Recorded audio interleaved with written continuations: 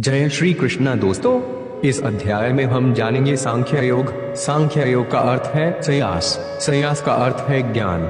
इस अध्याय में भगवान श्री कृष्ण अर्जुन को आत्मा का ज्ञान देते हैं।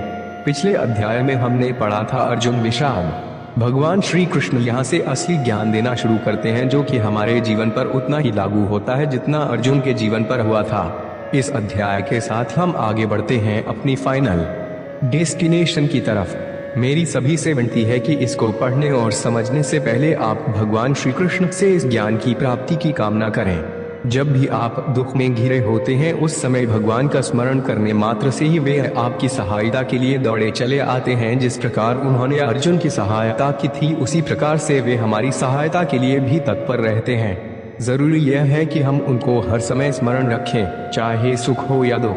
श्री कृष्ण बताते हैं कि एक योद्धा कभी युद्ध से मुंह नहीं मोड़ता, वह उसको शोभा नहीं देता। यदि समस्या आपके सामने है तो समस्या को मन की कमजोरी मत दिखाओ, अर्थात दुर्बल महसूस मत करो और उस समस्या से लड़ते हुए आगे बढ़ो। जब आप समस्या का सामना करते हो तो कई बार ऐसा होता है कि परिस्थितियां आपके अनुकूल नहीं होती, तो उस समय हम बहुत ही कमजोर महसूस करने लगते हैं, जिसके चलते हम गलत को भी सही समझकर अपना लेते हैं और अधर्म की ओर बढ़ने लगते हैं। लेकिन श्री कृष्ण कहते हैं यह नपुंसकता को बढ़ावा देने वाला कर्म है।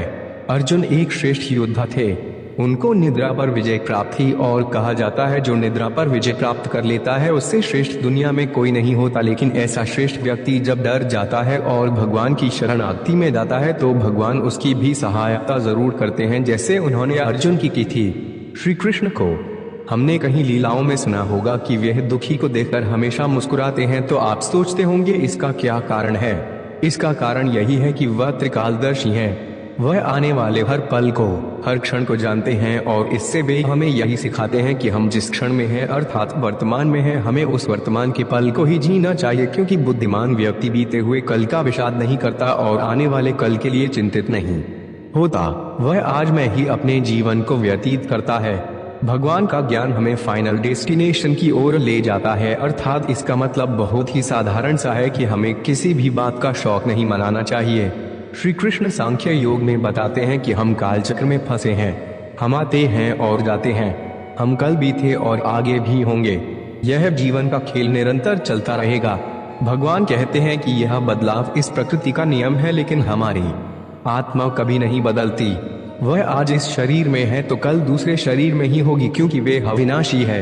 भगवान श्री कृष्ण अर्जुन से कहते हैं, हे कुंती पुत्र, जीवन के बदलाव को मनुष्य को सहन करना पड़ता है और उसे करना भी चाहिए, क्योंकि यही नियम है। प्रकृति के नियम के अनुसार हमें इन तीन तापों, दैविक, दैहिक और भौतिक दुख को हमें सहन करना पड़ता है।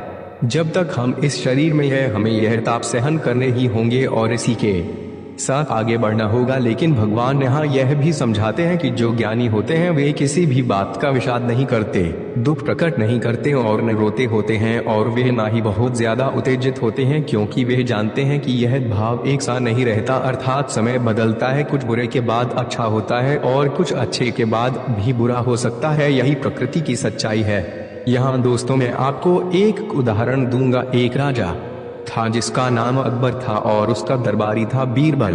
एक दिन राजा बीरबल से कहते हैं कि बीरबल, मुझे कुछ ऐसा लिख कर दो जिसे मैं खुशी में पढ़ूं तो मैं दुख को महसूस कर पाऊं और दुख में पढ़ूं तो खुश हो जाऊं। बीरबल बहुत ही सनातन धर्मी और भागवत पुरुष थे। वे अकबर को लिख कर देते हैं कि यह समय बीत जाएगा। अब अकबर इसे पढ़कर बहुत ही खुश होता है, क्योंकि यह दो शब्द अपने आप में परिपूर्ण है।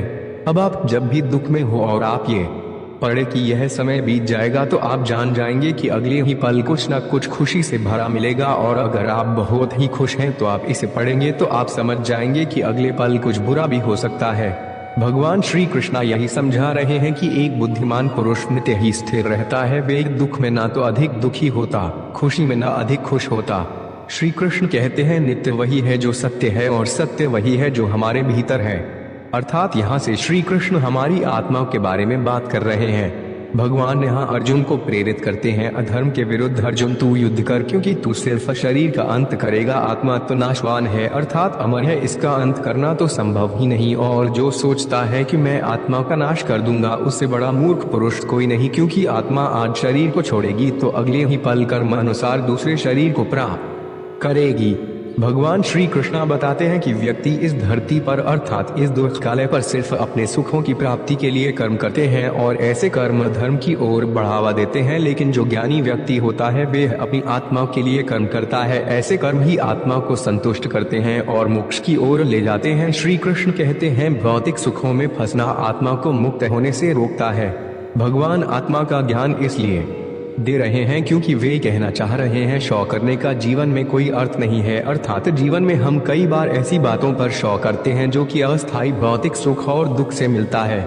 जीवन का परम सत्य आत्मज्ञान ही है, तो इस जीवन में हमें आत्मज्ञान को समझने में लगाना चाहिए, तभी हम अपनी फाइनल डेस्टिनेशन को प्राप्त कर पाएंगे। कुछ लोग ऐसे भी होते हैं जो ज्ञानी तो होते हैं लेकिन सही गलत का चयन नहीं कर पाते, जैसे कि महाभारत में भीष्म पितामह। उसी प्रकार इस जीवन में ऐसे भी लोग हैं जो ज्ञान समझते हैं और कुछ लोग सुनकर ज्ञान को जानते भी हैं, लेकिन वे कुछ ही पल बाद भोग विलास में लगकर ज्ञान को भूल जाते हैं। तो कमेंट में बताइए दोस्तों कि आपने भी कभी ऐसा किया है। भगवान कहते हैं कि जो व्यक्ति चुनौतियों का सामना करता है, उन्हें धर्म के अनुसार पूर्ण करता है, वही मोक्ष की प्राप्ति के द्वार तक जा पाता है। भगवान अर्जुन से कहते हैं पार्थ, अगर तू इस युद्ध से भागेगा तो लोगों तुझे अपमानित करेंगे, और अगर युद्ध करेगा चाहे जो भी उसका परिणाम हो उससे तू सम्मान को प्राप्त करेगा। इसका अर्थ ये हुआ दोस्तों कि हमें अपनी जिम्मेदारी से भागना नहीं चाहिए, अपने परेशानी का डटकर सामना करना चाहिए। परेशानी से भागना जीवन को नरक की ओर ले जाने वाला कर्म होता है, क्योंकि आपके निंदा करने वाले इसी ताक में रहते हैं कि कैसे आपको नीचा दिखाएं। इसलिए हमें पूरी जी जान से अपनी समस्या से लड़ना चाहिए, क्योंकि चुनौतियों का सामना करने से हम अनुभव प्राप्त करते हैं। अर्थात अगर आप हार भी जाएं तो भी आपको अनुभव की प्राप्ति होगी। इसका अर्थ यह है कि हमें लाभ हानि दुख सुख इन सबको एक बराबर समझकर युद्ध करना चाहिए, या यूं कहें कि हमें अपने कर्म को उसके बिना फल की चिंता के करना चाहिए। भगवान हमें ज्ञान योग देते हैं और उसी के साथ कर्म का महत्व बताते हैं। श्री कृष्ण कहते हैं कि जो कर्म भोगों की प्राप्ति और स्वर्ग की प्राप्ति के लिए किए जाते हैं, ऐसे लोग ढोंगी होते हैं, क्योंकि वे सुख और ऐश्वर्य से परे कुछ देखते ही नहीं। उदाहरण के तौर पर आपन एकादशी व्रत रखा है और आपके मन में खाने का विचार चल रहा है, तो भगवान के अनुसार ऐसा व्रत व्यर्थ ही है। ऐसे व्यक्ति कर्मों के फलों को भोगने के लिए कर्म करते हैं और भगवान चेतावनी देते हैं कि हमें ऐसे व्यक्तियों से दूरी बनाए रखनी चाहिए, क्योंकि इस तरह की मानसिकता के व्यक्ति नरक की ओर जाते हैं। ऐसे व्यक्तियों की रुचि कर्म में नहीं अपितु उनसे मिलने वाले फलों में होती है, अर्थात कर्म के परिणाम में आसक्ति रखते हैं और अपने कर्म को परिपूर्ण तरीके से पूर्ण नहीं कर पाते, उसमें कुछ न कुछ गलत या त्रुटिपूर्ण कार्य करते हैं जो कि उनके पतन का कारण बनता है।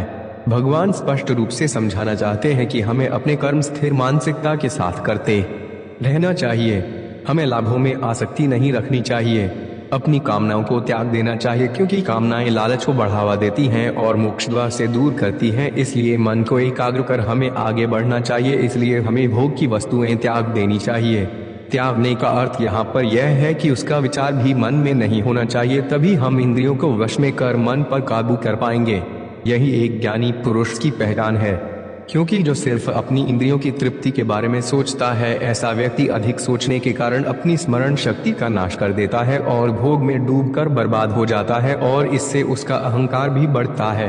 हमें इंद्रियों के नियंत्रण से बाहर निकलकर आगे बढ़ना चाहिए, अपने लक्ष्य को पूर्ण करना चाहिए, एकाग्र चित्त से भगवान का नाम लेकर आगे बढ़ना चाहिए और अपने लक्ष्य की प्राप्ति करनी चाहिए, क्योंकि इसी से प्राप्त होती है ये ब्रह्म स्थिति जो हमें लक्ष्य प्राप्त करने में हमारी सहायता करती है। तो दोस्तों, इस अध्याय में भगवान ने कामयाबी की सीढ़ी चढ़ने का रास्ता बताया है। बाकी अगले अध्याय कर्म योग में हम जानेंगे कि कर्म में अकर्म को कैसे प्राप्त करें। तो यह ज्ञान भगवान श्री कृष्ण ने अर्जुन को महाभारत के दौरान दिया था।